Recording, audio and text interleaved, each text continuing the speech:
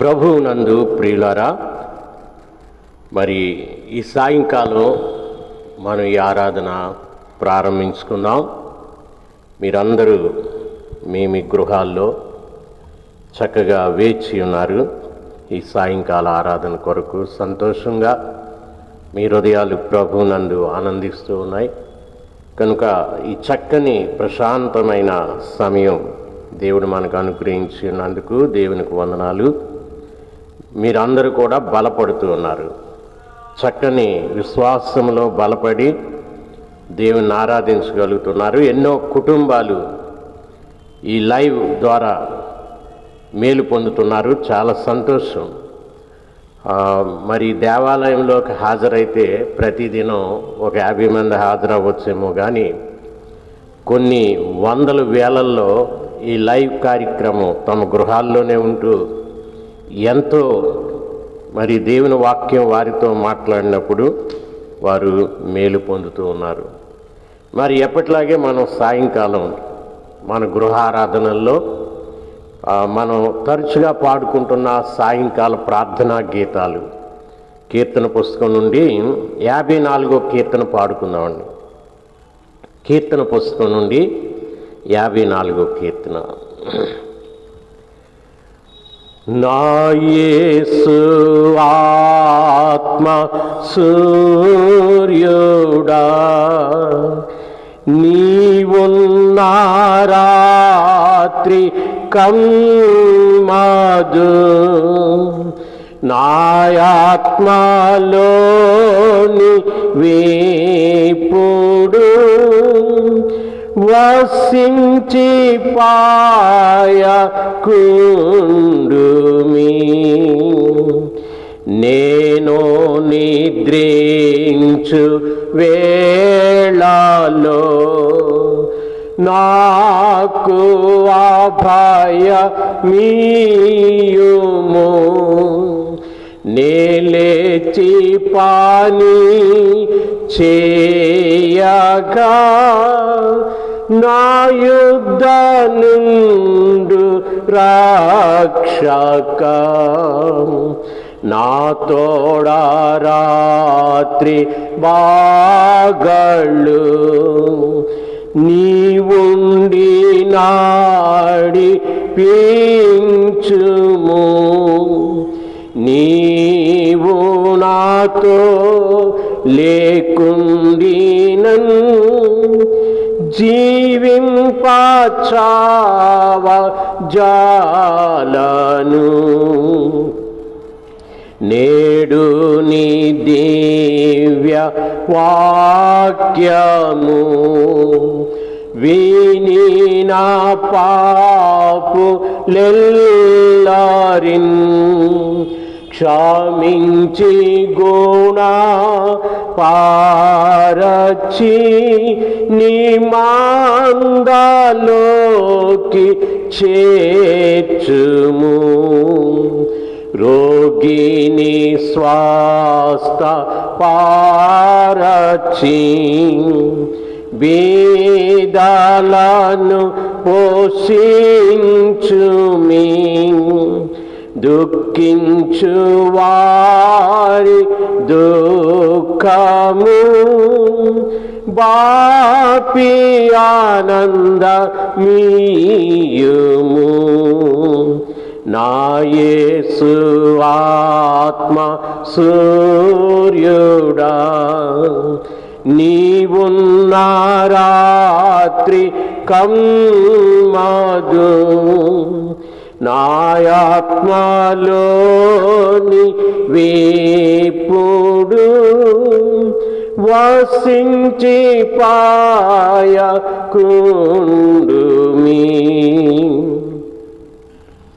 క్రింద 55వ కీర్తన ఉంది కదా, ప్రొద్దు గురుంకుచున్నది సద్దనంగుచున్నది అన్న కీర్తన కూడా పాడుకుందాం. మీకు ఈ కీర్తనలు వచ్చి ఉండాలి కదా, కలిసి పాడండి. మీ గృహాల్లో గట్టిగా కలిసి పాడండి.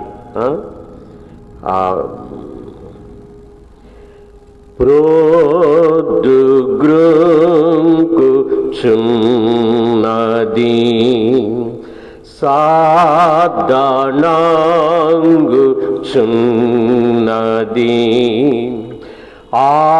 ఆకాశంబు దివ్వేలు లోకమున్ వేగింపగా స్తుతించుడి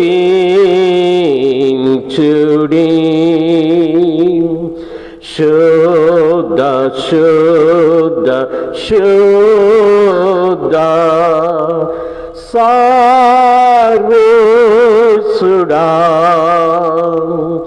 ఏ దారాక సంబులు సాన్నుతించుచున్నవి సర్వోన్నత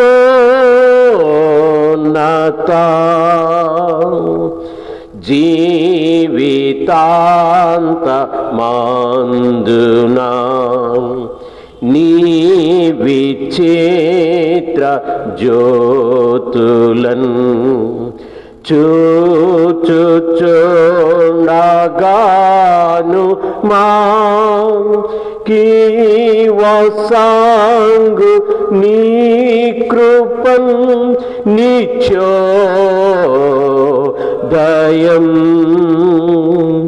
శుద్ధ శుద్ధ శుద్ధ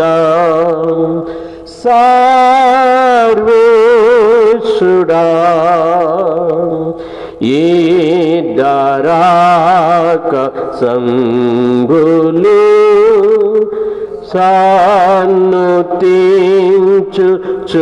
సాన్నుతించుచున్నవి సర్వోన్నత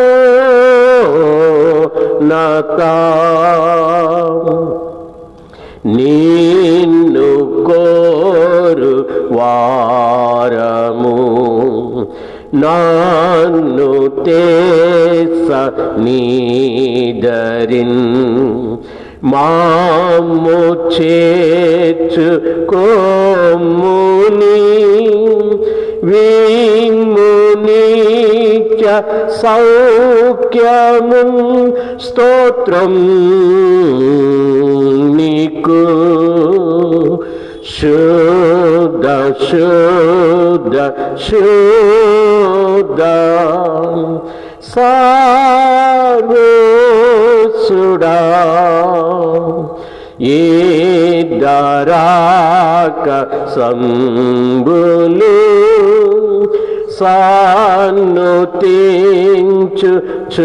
సాన్నుతించుచున్నవి సర్వోన్నత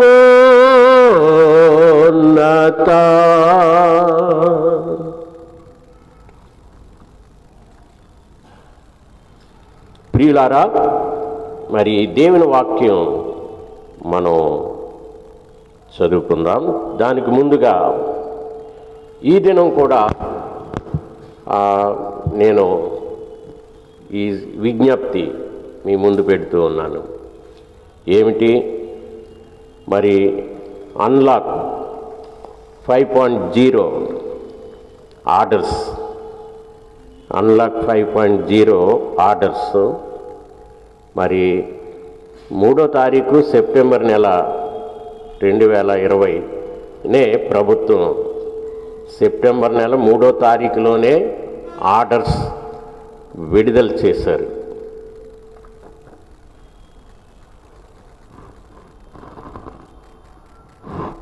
చూసారా? విడుదల చేసి ప్రజలందరికీ సోషల్ మీడియాలో డిస్ప్లే చేశారంటే ప్రతి పౌరునికి, భారతదేశంలో ఉన్న ప్రతి పౌరునికి అని అర్థం. ఇవి ఇండియన్ గవర్నమెంట్, గౌరవనీయులైన ఇండియన్ గవర్నమెంట్ చాలా శ్రద్ధతో, ఆసక్తితో ప్రజల యొక్క మానసిక ఉల్లాసం కలిగించడానికి, రిలీఫ్ ఇవ్వడానికి అన్లాక్ 5 ఉత్తర్వులు, గైడ్లైన్స్ జారీ చేసి ఉన్నారు. ఎప్పుడు అంటే సెప్టెంబర్ 3వ తారీఖునే. దానికి సంబంధించిన చాలా డీటెయిల్స్ తర్వాత పేజీల్లో ఇచ్చారు. మొదటి పేజీ, 2వ పేజీ చూస్తున్నారు కదా. అక్టోబర్ 15 నుంచే మీరు ఏమేమి తెరుచుకోవచ్చు, ఏ పద్ధతిలో తెరుచుకోవచ్చు అన్నవి చాలా స్పష్టంగా ఇచ్చారండి. అక్టోబర్ 15, అక్టోబర్ 15, అక్టోబర్ 15, అక్టోబర్ 15 అని అన్నిటికీ స్పష్టంగా ఇచ్చారు.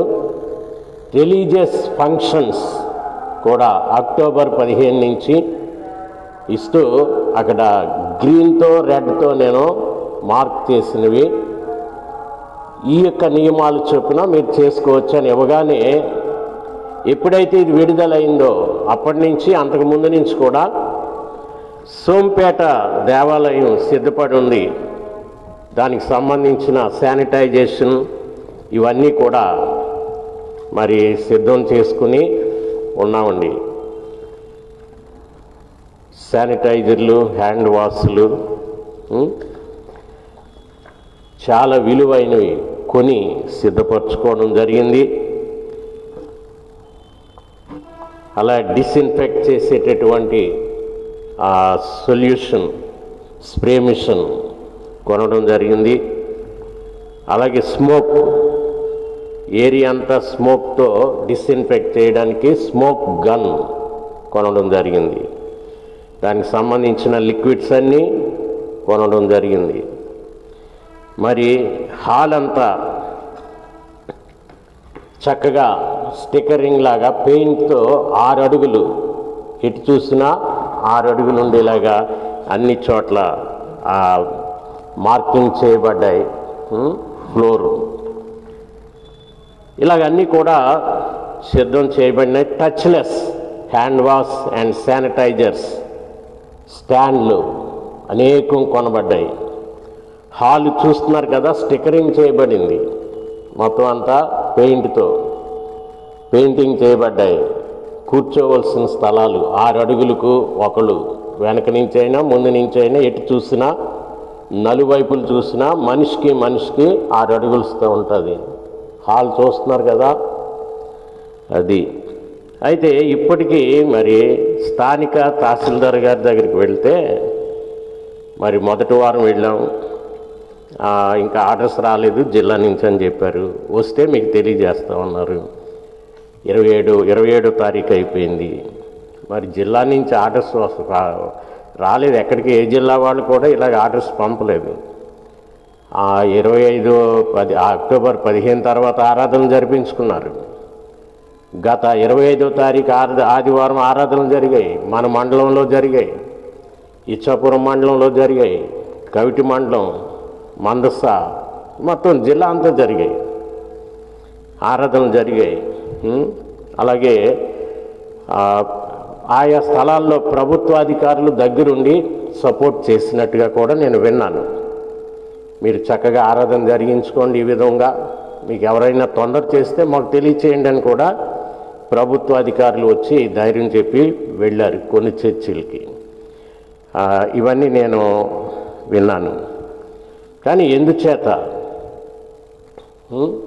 అన్లాక్ 5 మాకు వర్తించదా? ఇంతవరకు చూడండి, వర్తించదా? ఈ గేటు, చర్చ్ గేట్ ఉంది చూసారా, ఆ చర్చ్ గేటు ముందు చూస్తే 2 పానీపూరీలు పెట్టే బళ్ళు ఉన్నాయి అక్కడ. జనాలు గుట్టలుగా ఎలా చేరున్నారు చూడండి. ఈరోజు వీడియో జనాలు గుట్టలుగా ఎలా చేరున్నారు.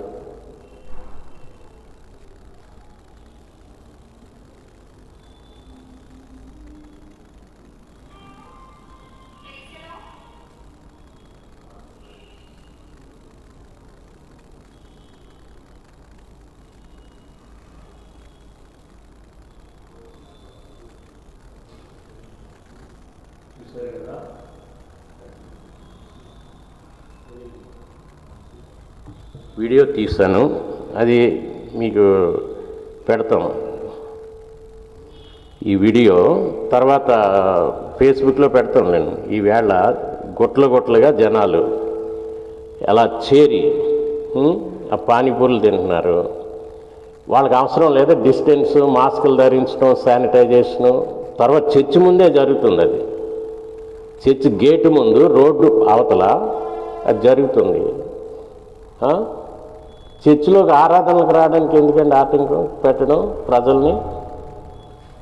చర్చిలోకి ఆరాధనలకి ప్రజలు వస్తానంటే ఎందుకు ఆటంకం పెట్టడం? అర్థం కావట్లేదు. చేత మానసికమైన మనోభావాలు దెబ్బతీసి ఇంకా మనుషులు మానసికంగా కృంగిపోవడం అన్నది మంచిది కాదు. దయచేసి మరి శాంతంగానే ఉన్నాం.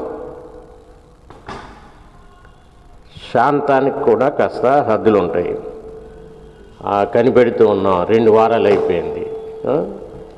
దేవుడు అన్నవాడు చాలా ప్రాముఖ్యం వ్యక్తుల యొక్క జీవితంలో. దేవుడు లేడనుకున్న వాళ్ళకి ఎలా ఉంటే అనవసరం, కానీ లేడనుకున్న వాళ్ళకి తేలిగ్గా తీసుకోవచ్చు మతాల గురించి. కానీ దేవుడు ఉన్నాడు అని విశ్వసించే వాళ్ళకి దేవాలయానికి వెళ్ళవలసిన సమయం వచ్చినప్పుడు వెళ్లకుండా ఉండిపోతే వాళ్ళు ఎంత మానసికంగా కుమిలిపోతారో తెలుసా? ఇప్పటికే అనేక మంది అడుగుతున్నారండి. అన్ని చర్చలు అవుతున్నాయండి, మనం ఎందుకు తీయట్లేదని. నిన్న ఒక ఆమె వచ్చింది, చర్చ ఎందుకు మీరు తీయట్లేదు అని అడిగితే, తీస్తాం, ఆమె ఫోన్ నెంబర్ ఇచ్చి వెళ్ళింది. చర్చ తీసినట్లయితే నాకు ఫోన్ చేయండి, నేను ఎప్పటి నుంచో రావాలనుకుంటున్నా అని. ఇలాగా కనుక ఇది ఒక చికాకు, మానసికమైన ఇబ్బంది కదా ప్రజలకు పెట్టడం అనేది. మెంటల్ టార్చర్ అన్నది మంచిది కాదు, మెంటల్ టార్చర్. అందుకని దీని విషయంలో అందరూ గమనించండి. అలాగే ప్రజలందరూ ప్రార్థన చేయండి.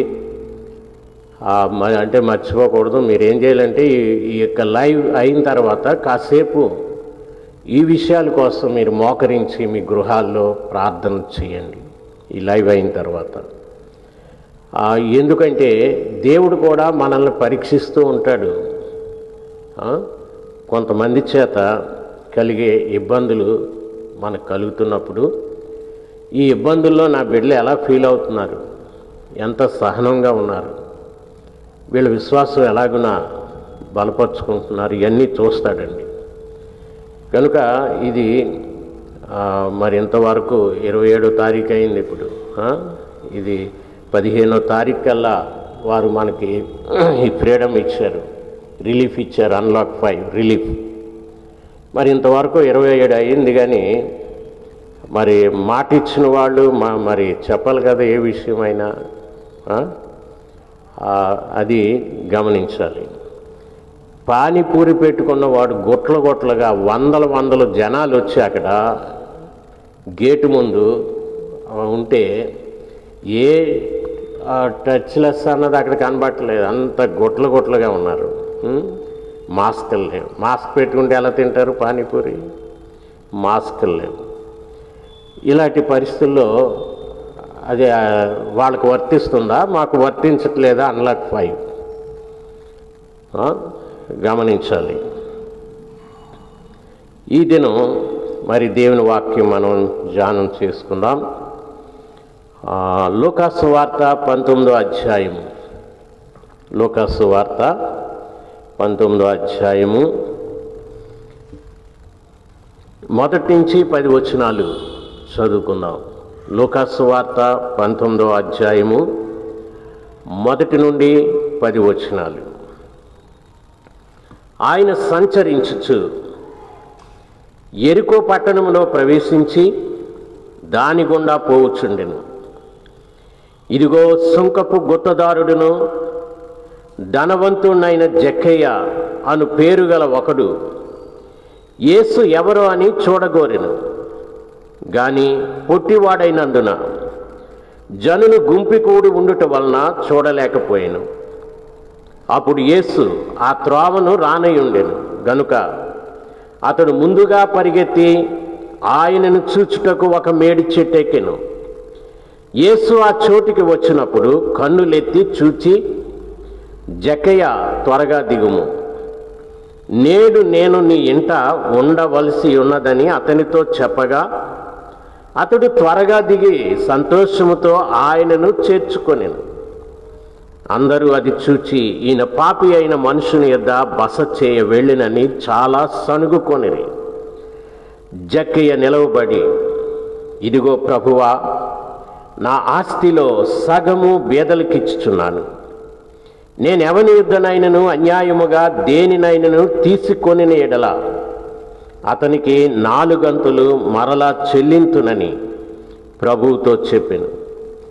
అందుకు యేసు, ఇతడును అబ్రహాము కుమారుడే, ఎందుకనగా నేడు ఈ ఇంటికి రక్షణ వచ్చి ఉన్నది. నశించిన దానిని వెదకి రక్షించుటకు మనుష్య కుమారుడు వచ్చినని అతనితో చెప్పెను. ప్రార్థన చేసుకుందాం. ప్రేమగల మా ప్రభువా, దయగలిగిన మా పరలోకపు తండ్రి, ఇదిగో మరో సాయంకాల సమయం బిడ్డలందరూ కూడా ఈ లైవ్ ద్వారా తమ తమ గృహాల్లో ప్రభువా నిన్ను ఆరాధించి బలపడుతూ నీ వాక్యం వింటూ మరింత వారి హృదయాల్లో విశ్వాసాన్ని బలపరుచుకుంటూ దినదినాభివృద్ధి నీలో పొందుచున్నారు. ఇదిగో ఈ లైవ్లో ఉన్న బిడ్డలందరూ కూడా చక్కని సాక్ష్యాలు ఇవ్వగలుగుతూ ఉన్నారు.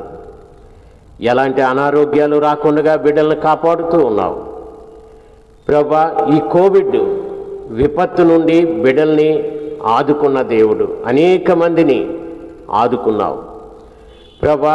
ఏ కీడు రాకుండా నీ నామమందు భయభక్తులు గలవారగు మీకు నీతి సూర్యుడు ఉదయించును, ఆయన రెక్కలు ఆరోగ్యమును కలుగు చేయనన్న గొప్ప వాగ్దానంతో నీ బిడ్డలందరి మీద నీ ఆరోగ్యం ఇచ్చు రెక్కలు వారి మీద, వారి గృహాల మీద కప్పి ఉంచిన దేవా నీకు వందనాలు.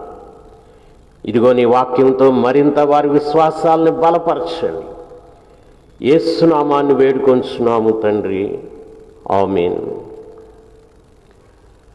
ప్రభువు నందు ప్రియులారా, ఈ దినము ఒక ప్రశ్నతో కూడిన విషయాన్ని మనం ధ్యానం చేసుకోబోతూ ఉన్నాం.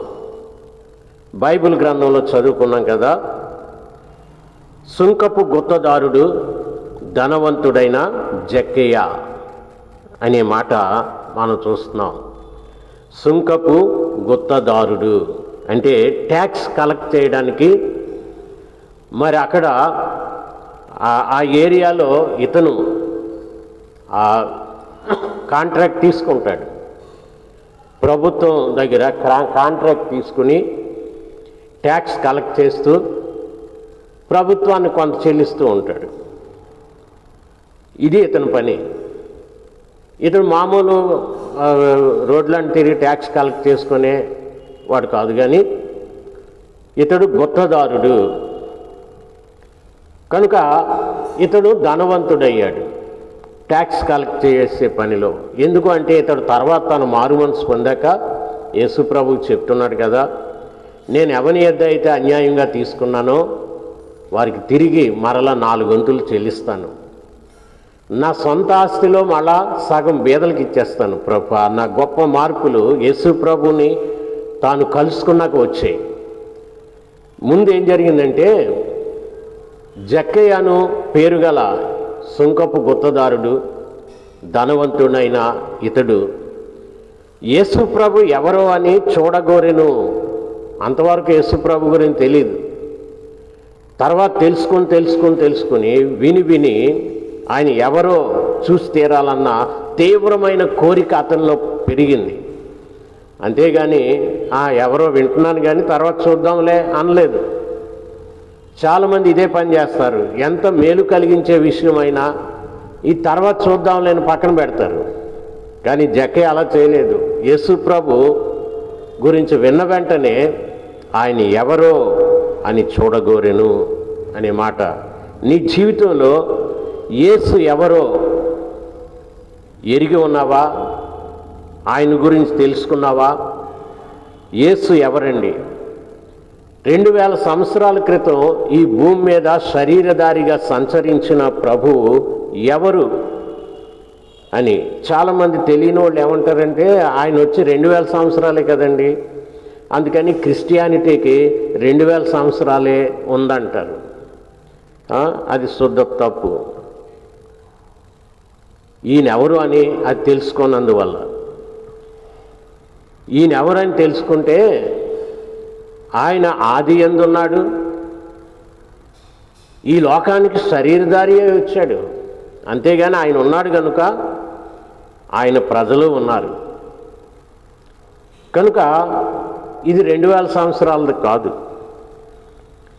ఆయన అబ్రహాముకు ప్రత్యక్షమయ్యాడు, అంతకుముందు నోవాహుకు, ఆదాముకు. అంటే ఆది నుంచి ఉన్న దేవుడు ఈయన. భూమి మీదకి శరీరధారిగా వచ్చిన సంగతి 2000 సంవత్సరాలు అయింది. ఆయన మళ్ళా అదే పునరుద్ధానుడే పరలోకానికి వెళ్ళాడు కదా. అందుకని ఆయన ఎవరు అన్న సంగతి నీ జీవితంలో క్లారిటీగా ఉండాలండి. ఆయన ఎవరు అంటే యోహాను వ్రాస్తూ ఉంటాడు. యోహాను సువార్త 1వ అధ్యాయం 1 నుంచి 2 వచనాలు, తర్వాత 14వ వచనం చదువుదాం. ఆయన ఎవరు? ఆది యందు వాక్యముండెను, వాక్యము దేవుని యొద్ద ఉండెను, ఆయన ఆది యందు దేవుని యొద్ద ఉండెను, సమస్తమును ఆయన మూలముగా కలిగెను. దీని అర్థం ఏంటి? ఆది యందు వాక్యము, శబ్దము, ద వర్డ్. చూసారా? శబ్దమయ్యున్న దేవుడు అంటే ఆ శబ్దానికి వ్యక్తిత్వం ఉంది, పర్సనాలిటీ. కనుక ఆది యందు ఉన్న వాక్యము, ఆ శబ్దము, ఆ మాటతోనే ఆయన మాట సెలవీయగా సమస్త సృష్టి కలిగింది, కలుగుగాక అనబడింది. ఈ యేసే ఆది యందు ఉన్న దేవుడైతే ఈ సమస్త సృష్టిని చేసిన దేవుడు ఈయన. అందుకని వాక్యము అన్నారు. కనుక ఆయన మాటతో సమస్త సృష్టిని చేశాడు. అందుకే ఆ వాక్యము దేవుని యొద్ద ఉండెను, ఆయన ఆది యందు దేవుని యొద్ద ఉండెను, సమస్తమును ఆయన మూలముగా కలిగెను. 14వ వచనంలోకి వస్తే ఇంకా ఆయన ఎవరు? ఆ వాక్యము శరీరధారి అయి కృపా సత్య సంపూర్ణుడిగా మన మధ్య నివసించెను. ఇది 2000 సంవత్సరాల క్రితం నుండి. అంతకు ముందు ఈ వాక్యము ఆది యందు అని వ్రాయబడింది. ఆది యందు ఈ వాక్యము ఆదిలో ఉన్నాడు, దేవుడై ఉన్నాడు అని చెప్పి ఆయన వల్లనే సమస్తం కలిగింది. ఆ యేసు ఎవరు? ఆది యందు ఉన్న వాక్యము. ఆ వాక్యము దేవుని యొద్ద ఉండెను, సమస్తమును ఆయన మూలముగా కలిగెను. ఆ వాక్యము శరీరధారి అయి కృపా సత్య సంపూర్ణుడిగా మన మధ్య నివసించెను. యేసుక్రీస్తు ప్రభు శరీరధారిగా ఈ లోకానికి వచ్చిన సంగతి తెలియజేయబడింది. కనుక ఆది యందు అంటే ఆది కాండంలోకి వెళ్ళగానే యేసు ప్రభు యొక్క ప్రస్తావన అక్కడ ఉంది. ఆది కాండం 1వ అధ్యాయం 1వ వచనం, ఆది యందు దేవుడు భూమి ఆకాశములను సృజించెను. ఏ దేవుడు? యేసు క్రీస్తు అను దేవుడు. భూమి మీద యేసు క్రీస్తు అను పేరున ఆయన శరీరధారి వచ్చిన ఆయనే యేసే ఆ దేవుడు. ఆది యందు దేవుడు భూమి ఆకాశములను సృజించెను. ఈయన శరీరధారి ఎందుకు రావాల్సి వచ్చింది భూమి మీదికి అంటే, మరి యేసు ప్రభు యొక్క జనన సందర్భంలో దేవదూత యోసేపుకు చెప్తాడండి. ఆయన ఎవరు అన్న సంగతి యోసేపు చెప్తున్నాడు. ఏమంటున్నాడంటే దేవదూత, మత్తయి సువార్త 1వ అధ్యాయము 21వ వచనం. మత్తయి సువార్త 1వ అధ్యాయము 21వ వచనం, ఆమె ఒక కుమారుని కనును, తన ప్రజలను వారి పాపముల నుండి ఆయనే రక్షించును గనుక ఆయనకు యేసు అను పేరు పెట్టుదువు. భూమి మీదకి రాగానే ఆయనకు పెట్టబడే పేరు ఏమిటి అంటే యేసు. అంటే ఎందుకు ఆ పేరు అంటే, ఆ పేరులో ఆయన చేసే పని రక్షకుడు. రక్షకుడు, ఆయన రక్షించువాడు. దేని నుండి? తన ప్రజలను వారి పాపముల నుండి ఆయనే రక్షించెను. పాపముల నుండి రక్షించువాడు ఒక్కడే, దేవుడు. ఆయన ఆది దేవుడు. ఆ దేవుడే శరీరధారి అయి కృపా సత్య సంపూర్ణుడుగా మన మధ్య నివసించెను. ఈయనండి యేసు. ఎవరు? జక్కయ్య చూడగోరెను. ఆయన రక్షకుడు. ఆయన ఆది యందు ఉన్నవాడు. సమస్తమును సృజించిన సృష్టికర్త అయి ఉన్న దేవుడు. అందుకే దేవదూతలు కూడా ఇదే ప్రకటించారు కదా. పొలములో గొర్రెలు కాచుకుంటున్న కాపురుల దగ్గర కూడా ఇదే మాట ప్రస్తావించారు దేవదూతలు. యేసు ప్రభు బెత్లెహేములో జన్మించినప్పుడు ఆ ప్రభు యొక్క వార్త గొల్లలకు తెలియచేస్తూ లూకాసు వార్త 2వ అధ్యాయం 10-11 వచనాల్లో ఈ విధంగా చెప్తూ ఉన్నారు. అయితే ఆ దూత, భయపడుకుడి, ఇదిగో ప్రజలందరికీ కలుగుబోవు మహా సంతోషకరమైన సువర్తమానమును నేను మీకు తెలియచేయుచున్నాను అంటూ, దావీదు పట్టణమందు నేడు రక్షకుడు మీ కొరకు పుట్టి ఉన్నాడు. ఈయన ఎవరండి? సర్వమానవాళి కోసం, ప్రజలందరి కొరకు రక్షకుడు పుట్టాడు. మమ్మల్ని రక్షించువాడు వచ్చాడు అనగానే మహా సంతోషకరమైన వార్త కదా. మమ్మలను రక్షించువాడు ఎక్కడి నుంచి అంటే పాపము నుండి, పాప మరణము నుండి. ఎంత సంతోషం అండి! పాపము నుండి, పాప బంధకాల నుండి రక్షించువాడు కనుక రక్షకుడు దేవదూతలు ప్రకటించారు. అంతేకాదు యోసేపుకు ఇంకా చెప్తూ ఉన్నాడు దేవదూత. ఏమన్నాడంటే మత్తయి సువార్త 1వ అధ్యాయము 22వ వచనం, ఇదిగో కన్యక గర్భవతి అయి కుమారుని కనును, ఆయనకి ఇమ్మానుయేలు అని పేరు పెట్టిదువు. ఇమ్మానుయేలు అని పేరుకు దేవుడు మనకు తోడని అర్థము. ఇంగ్లీష్లో ఏముందంటే గాడ్ విత్ అస్, దేవుడు మనతో ఉన్నాడు. యేసు ఎవరు? యేసు ప్రభుని రక్షకునిగా అంగీకరించిన నీకు ఎవరంటే నీతో ఉన్న దేవుడు. ఆయన దేవుడు మనతో ఉన్నాడు. గాడ్ విత్ అస్, ఇమ్మానుయేలు, దేవుడు నీతో ఉండువాడు అని దాని అర్థం. ఇమ్మానుయేల్ అనగా ఎల్లప్పుడూ నీతో ఉంటాడు. నీ కష్టాల్లో, నీ యొక్క అనారోగ్య పరిస్థితుల్లో ఎప్పుడు నీతో ఉంటాడు. కనుక నీకు భయమేమీ లేదు, భయపడవలసిన పని లేదు. కనుక దేవుడు మనతో ఉన్నాడు. దేవుడు మనతో ఉన్నాడు. God with us. అదే మాట మత్తయి సువార్తికుడు 3 సార్లు ప్రస్తావిస్తాడండి. ప్రారంభంలో ఈ మాట అంటాడు, దేవుడు మనతో ఉన్నాడు, మన మధ్యన ఉన్నాడు. అలాగే మధ్యలో సువార్త మధ్యలో 18వ అధ్యాయంలో మధ్యలో ఏమంటాడంటే ఆ 18వ అధ్యాయం 20వ వచనం, ఇమ్మానుయేలు దేవుడు ఎలాగున్నాడు? ఆ 18వ అధ్యాయం 20వ వచనం, ఏలయనగా 2-3 నా నామమున ఎక్కడ కూడి ఉందురో అక్కడ నేను వారి మధ్యన ఉందునని చెప్పెను. ప్రభు నామమున ఎక్కడ కూడి ఉంటారో వారి మధ్య ఉంటారు. ఈ రోజున మీ గృహాల్లో ఆయన ఉన్నాడు కదా. God with us. ప్రతి గృహముతో ఇమ్మానుయేలు ఉన్నాడు. ఇమ్మానుయేలు దేవుడు ప్రతి గృహములో ఉన్నాడు. చూసారా, చెప్పాడు నేను వారి మధ్యన ఉంటాను. ఈరోజు ఉన్నాడండి ఆయన మీతో. అలాగే చివరిలో మత్తయి సువార్త చివరిలో కూడా ఏమో కనబడుతుంది. మత్తయి సువార్త 28వ అధ్యాయం 20వ వచనంలో ఇదే మాట చివరిలో కూడా ప్రస్తావించబడింది. ఇదిగో నేను యుగ సమాప్తి వరకు సదాకాలం మీతో కూడా ఉన్నానని వారితో చెప్పెను.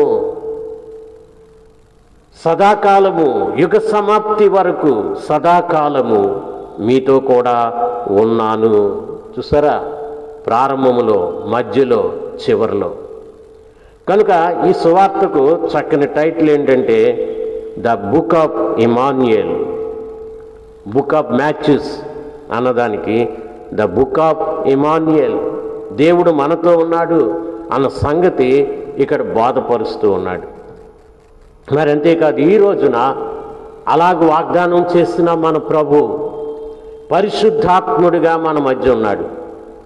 ఆయన ఎవరంటే యేసుక్రీస్తు ప్రభువే పరిశుద్ధాత్ముడుగా మన మధ్య ఉన్నాడు.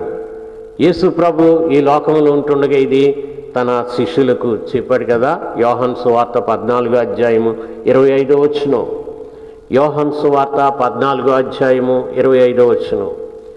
నేను మీ యొద్ద ఉండగానే ఈ మాటలు మీతో చెప్పి తిని, ఆదరణకర్త అనగా తండ్రి నా నామమున పంపబోవు పరిశుద్ధాత్మ సమస్తమును మీకు బోధించి నేను మీతో చెప్పిన సంగతులన్నిటినీ మీకు జ్ఞాపకము చేయును. ప్రియులారా, ఇమ్మానుయేలు దేవుడు మనకు తోడుగా ఉన్నాడు కనుక ఎవరునూ దిగులు చెందవలసిన పని లేదు. క్రిస్టియానిటీ ప్రపంచవ్యాప్తముగా అది ఉంది. అత్యధికమైన జనాభా క్రైస్తవులై ఉన్నారు కదా. కనుక ప్రపంచవ్యాప్తముగా ఇమ్మానుయేలు దేవుడుగా తన బిడలకు ఆయన తోడై ఉన్నాడు. ఎవరు తన్ను ఆశ్రయిస్తారో వారందరికీ ఆయన తోడై ఉన్నాడు. ఆయన నిన్ను విడవడు, ఎడబాయుడు. చాలాసార్లు మనకి ఏ కష్టం లేకుండా సుఖంగా మంచి ఆరోగ్యం ఉండి 3 పూట్ల చక్కగా మంచి ఆహారం తినేసి చక్కని ఇళ్ళు కట్టించుకుని కాస్త పట్టుపరుపులు వేసుకుని హాయిగా నిద్రపోతూ సుఖిస్తూ ఉంటే అసలు దేవుడు అన్న మాట మన మదిలోకి రాదండి. ఎందుకంటే వీటితో, ఈ లోక సుఖాలతో మన కళ్ళు మూసుకుపోతాయి. ఇక దేవుడు అన్న మాట రాదు. మనం వెళ్ళవలసిన గమ్యానికి చేరం కూడా. మనం వెళ్ళవలసిన గమ్యానికి చేరం, దేవుణ్ణి వదిలేస్తాం. కనుక ఈ లోకమే అనుకొని ఈ లోకంలోనే మన ఆత్మ నశిస్తుంది. అందుకే ఈ లోకంలో దేవుడు మనకు తోడుగా ఉన్నాడు. అయినా కష్టాలు, శ్రమలు మన వెంట కొన్నిసార్లు వస్తూ ఉంటాయి. వాటిని విశ్వాసులు ఏ కోణంలో చూడాలి? అలా కష్టాలు వచ్చినప్పుడు మనం ఏమి నేర్చుకుంటున్నాం? యేసు ప్రభు రక్షకుడు, రక్షించువాడు, భయపడకండి అనే మాటలు బైబిల్లో కనబడుతున్నాయి. భయపడకండి, నేనే మీ మధ్యనున్నాను, మిమ్మల్ని రక్షిస్తాను. సర్వ ప్రపంచం కూడా ఇలా ప్రభు సన్నిధిని ఆనందిస్తూ ఉన్నారు.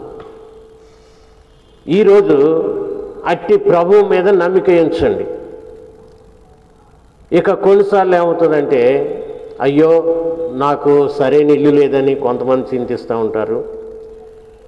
ఆర్థిక ఇబ్బందుల వల్ల సరైన ఆహారం తినలేకపోతున్నాను కొంతమంది దుఃఖిస్తూ ఉంటారు. ఇలాగా అనారోగ్యాలు వచ్చాయి, మాకు ఎవరు బాగు చేస్తారు అని కొంతమంది అనుకుంటారు.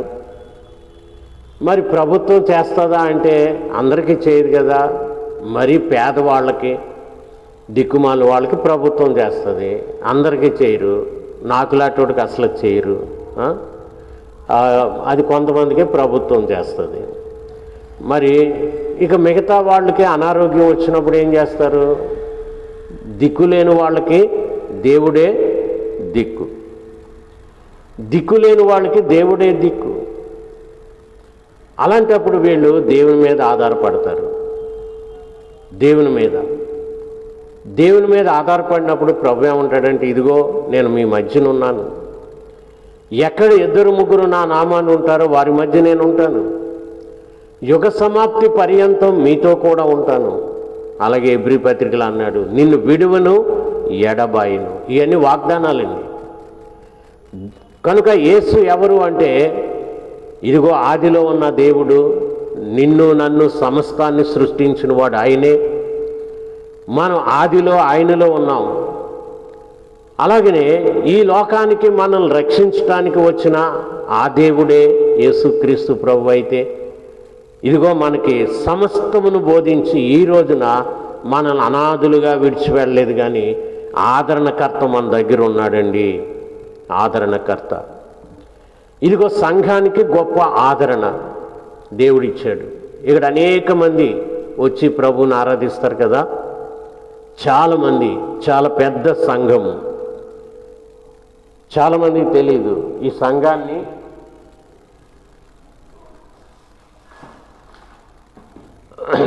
చాలామందికి తెలియకపోవచ్చు. ఈ జిల్లాలో ఉన్న వాళ్ళకు కూడా చాలామందికి సోంపేటలో అతి పెద్ద దేవాలయం ఉందన్న సంగతి కొంతమందికి కూడా తెలియదు. చాలా పెద్ద దేవాలయం, దాదాపుగా 110 సంవత్సరాల క్రితం ఇక్కడ ఎస్టాబ్లిష్ అయింది. అంటే సంఘం క్రిస్టియానిటీ ఇక్కడ ఎస్టాబ్లిష్ అయింది. 110 సంవత్సరాలకు అంతకన్నా ముందుగా కూడా క్రిస్టియానిటీ ఉంది. కనుక ఇప్పటికీ కూడా చాలా అధిక సంఖ్యలో సభ్యులు కలిగిన సంఘం. ఇందులో అనేక మంది ప్రభుత్వ ఉద్యోగులు ఉన్నారు, మరి ఇక్కడి నుంచి వెళ్ళినటువంటి ఉన్నతమైన ఉద్యోగులు ఉన్నారు, చాలామంది ఉన్నారు. ప్రపంచం మొత్తం మీద ఇక్కడ సంఘ సభ్యులుగా ఉన్నవారు చెదిరి ఉన్నారు. కనుక ప్రతివారు సోంపేట సంఘాన్ని జ్ఞాపకం చేసుకుంటారు. మరి సోంపేటలో ఉన్నటువంటి విశ్వాసులు మరి ఏ కష్టం వచ్చినా ఏమొచ్చినా దేవాలయంలోకి చేరిపోతాం. ఉపవాసముతో ప్రార్థన చేస్తూ ఉన్నప్పుడు ప్రతి విశ్వాసికి కలిగేది ఏంటంటే ఆదరణ. ఎంతమంది అండి మేలు పొందారు, ఎంతమంది మేలు పొందారు. ఒక సంగతి ఉంది కదా, డాక్టర్ ట్రీట్స్, గాడ్ హీల్స్ అన్న సంగతి ఎంతమందికి తెలుసు? దేవుడు లేకుండా నీవు బాగుపడిపోతావా? డాక్టర్ ట్రీట్స్, డాక్టర్ ఏమో వైద్యం చేస్తాడు, డాక్టర్ గారేమో వైద్యం చేస్తాడు, అంతే. ఆపరేషన్ చేసి కుట్లేయచ్చు, తర్వాత యాంటీబయాటిక్స్ ఇవ్వచ్చు. ఒకవేళ యాంటీబయాటిక్స్ పనిచేయాలి అంటే నీలో ఇమ్యునైజేషన్ బలముగా ఉండాలి. ఆ ఇమ్యునైజేషన్ సిస్టమ్ పెట్టింది ఎవరు? దేవుడే. ఇమ్యూనిటీ లేకపోతే ఏ యాంటీబయాటిక్ పనిచేయదు, తెలుసునా? అందుకే ఈ సంగతి చాలామంది తెలియదండి పాపం. గాడ్ హీల్స్, దేవుడు నిన్ను స్వస్థపరచకపోతే మందులు కూడా పనిచేయవు. ఆ స్వస్థతే ఇమ్యూనిటీ ద్వారా దేవుడు ఇస్తున్నాడు. ఇమ్యూనిటీ కోవిడ్ కాలంలో చాలామందికి ఇమ్యూనిటీని పెంచాడు దేవుడు. అది ఆల్రెడీ శరీరంలో ఉంది, అది దేవుడు పెట్టింది. గమనించారా? దేవుడు పెట్టింది. ఎంత ఆశ్చర్యం! తన ప్రజలను ఎప్పటికప్పుడు సంరక్షించేటటువంటి వ్యాధి నిరోధక వ్యవస్థ, రెసిస్టెన్స్ అన్నది దేవుడు పెట్టింది. ఇలాంటి విషయాలు చాలామందికి తెలియదండి, చదువుకున్న వాళ్ళకి తెలీదు, మరి మామూలు సామాన్యులకి ఏం తెలుస్తాయి?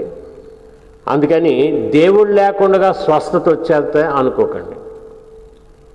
కోవిడ్ అనేది కరోనా వైరస్ ఎప్పుడండి?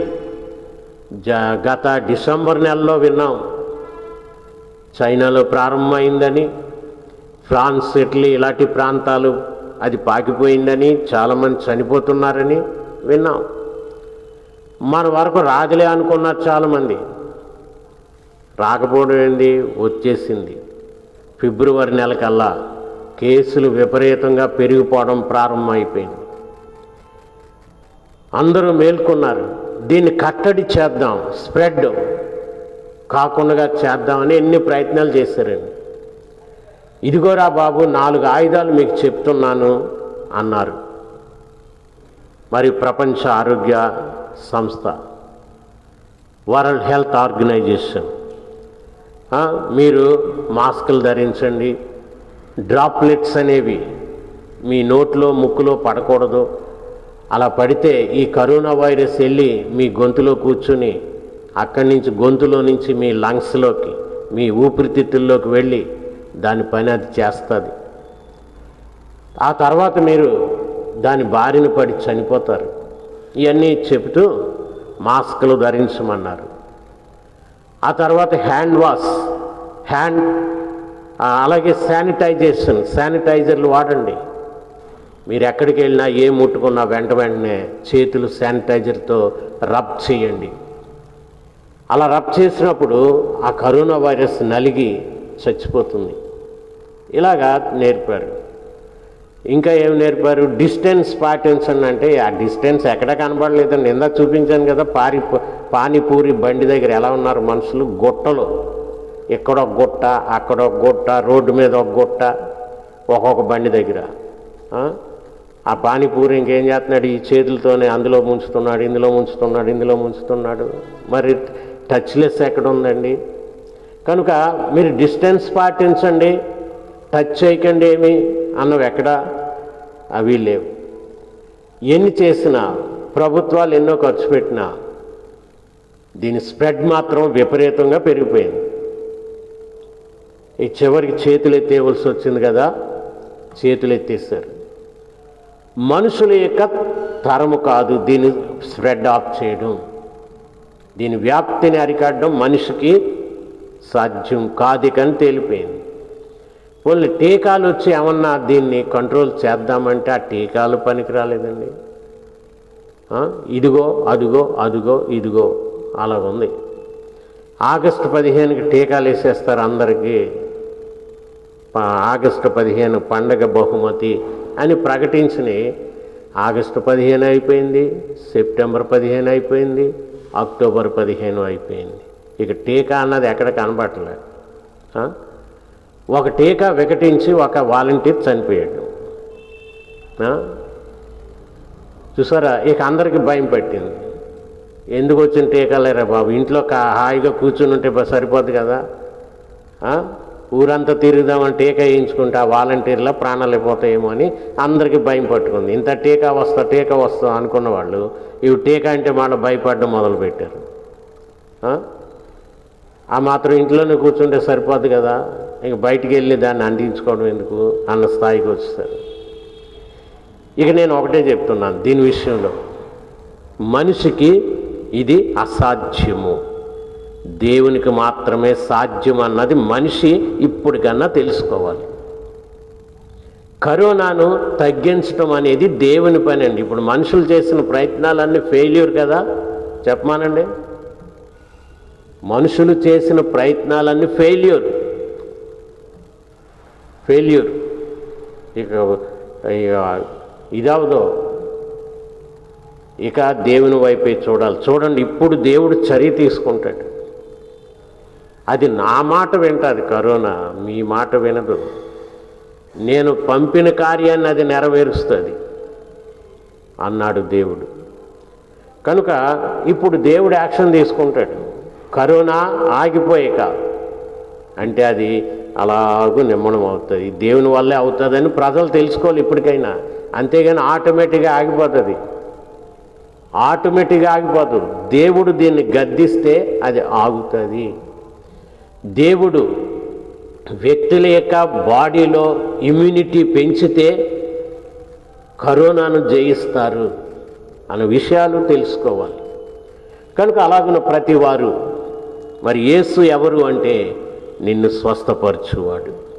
నిన్ను స్వస్థపరచు యెహోవాను నేనే. యేసు ఎవరు అంటే నిన్ను రక్షించువాడు, నిన్ను కాపాడువాడు.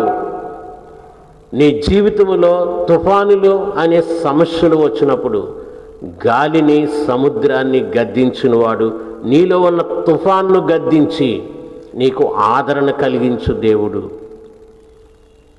అందుకని ప్రియులారా, యేసు వైపు చూడండి, దేవుని వైపు చూడండి. ప్రభువా, ఇదిగో మా చేతనైనంత మటుకు చేసాం కానీ మాకు చేత కాలేదు. నువ్వే ఈ భయంకరమైన పాండమిక్ మహమ్మారిని నీవు తుడిచిపెట్టేసే అని దేవుణ్ణి వేడుకోవాలి. ఈరోజు అందరూ అదే ప్రార్థన చేస్తూ ఉన్నారు. అత్యధికమైన జనాభా క్రైస్తవులు ఈ ప్రార్థన చేస్తున్నారు. కనుక ప్రియులారా, మనం క్రైస్తవ జనాభా అందరూ కూడా ప్రార్థన చేయండి. ఆయా దేశాల్లో ఉన్న బిడ్డలందరూ ప్రార్థన చేయండి. మీరందరూ ఒకరికొకరు షేర్ చేసుకోండి. ఇంకా చెప్పాలంటే దీనికోసం ప్రత్యేకమైన ప్రార్థనలు జరిగాయండి. తెలుసా ఈ సంగతి? ఇతర దేశాల్లో, మన భారతదేశంలో లాక్డౌన్ వేసి తలుపులు వేస్తారు దేవాలయాలు. కానీ ఇతర దేశాల్లో ప్రార్థనలు చేయడానికి తలుపులు తెరవబడ్డాయి. లాక్డౌన్ ఉన్నా సరే ప్రార్థనలు చేశాక ఆ దేశంలో అది తగ్గుముఖం పట్టడం మొదలైంది. ప్రార్థనలకు అనుమతి ఇవ్వబడింది. మరి ఇక్కడ మన దేవాలయాలు మూతలు పడ్డాయి. మూతలు తప్పదే కనుక్కున్నాం. కానీ మళ్ళా ప్రభుత్వం దేవాలయాలు తెరుచుకోండి అక్టోబర్ 15 నుంచి అని చెప్తే మరి ఇవేటండి ఆటంకాలు, అర్థం కాని ఆటంకాలు. కనుక దేవుడు అన్నవాడు పైన ఉన్నాడు. మరి అందరూ ప్రార్థన చేయండి. ఈ రాత్రి ప్రార్థన చేద్దాం. తలలు వంచి ప్రార్థించుకుందాం. ప్రేమగల మా ప్రభువా, దయగలిగిన మా తండ్రి, ఇదిగో ఈ రాత్రి నీ దీనబిడ్డలందరూ తమ గృహాల్లో ఉన్నారు, నిన్ను ఆరాధిస్తూ ఉన్నారు, నిన్ను ప్రార్థిస్తూ ఉన్నారు. ప్రభా, వారు నీ మందిరానికి రావాలన్న కోరిక కలిగి ఉన్నారు. కానీ ఆటంకాలు కనుక మేము ఎదురు చూస్తూ ఉన్నాం. సమాజంలో ప్రజలకు ఆటంకాలు కలిగించడం ధర్మమైన బాధ్యత. ప్రభా, బాధ్యత కలిగిన వాళ్ళు దీని విషయం ఆలోచించవద్దా? ఇదిగో భూలోక న్యాయాధిపతి, ఇదిగో నీవు దిగి వచ్చి ప్రభా వారి హృదయాలు మండిపచేయండి. ఎందరు ప్రజలు వందలు ప్రభా మానసిక వ్యధకు గురై ఉన్నారన్న సంగతి ఎవరు గ్రహిస్తారు? ఇంకా మనోవ్యాధి కలిగిన రోగులుగా మార్చటానిక? ఇదిగో ఈ దినము నీ నామం పేరట చేయబడే ఈ ప్రార్థనలు నీవు ఆలకించండి. ప్రతి గృహంలో ఉన్న వ్యక్తులందరూ ప్రార్థన చేస్తూ ఉన్నారు. ఇదిగో ప్రభా, ప్రతి వారి మొరను విని నీవు చర్య తీసుకోండి. ఏ చర్య తీసుకోవాలన్నది నీకు తెలుసు. అలాగున ప్రభా నీ కార్యాలు జరిగించండి. మరి ముఖ్యంగా ఈ లైవ్లో పాల్గొన్న బిడ్డలందరి హృదయాలకు నీ ఆదరణ దయచేయండి. ఏ పరిస్థితుల్లో ఉన్నారో ఆ బాధలు వారిని కృంగతీయకుండా బిడ్డలను ఆదరించండి, లేవనెత్తండి. సంపూర్ణమైన నీ సహాయం బిడ్డలకు ఇవ్వండి. యేసు నామాన్ని వేడుకొంచున్నాము తండ్రి, ఆమేన్. పరలోకమందున్న మా తండ్రి, నీ నామం పరిశుద్ధపరచబడుగాక, నీ రాజ్యం వచ్చునుగాక, నీ చిత్తం పరలోకమందు నెరవేరుచున్నట్లు భూమి యందును నెరవేరునుగాక. మాకు కావలసిన ఆహారం నేడు మాకు దయచేయము.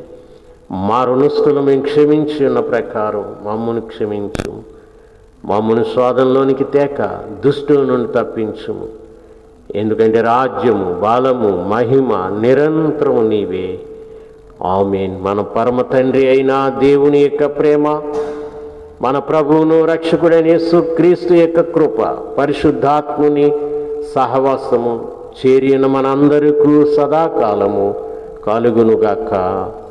ఆమేన్. ప్రియులారా, ఇంతవరకు మరి లైవ్ మీరు చూసి ఆనందించారు. మరి కొన్నిసార్లు మీరు కొంతమందికి లైవ్ రావట్లేదు, సిగ్నల్ ప్రాబ్లం, అది ప్రాబ్లం అంటున్నారు కదా. మీరేం చేస్తారంటే ఈ గతంలో చూసిన ఈ ప్రసంగాల్ని మీరు డౌన్లోడ్ చేసి ఉంచుకోవచ్చు. సిగ్నల్ లేనప్పుడు తిరిగి వాటిని రిపీట్ చేసుకుని మీరు వినవచ్చు.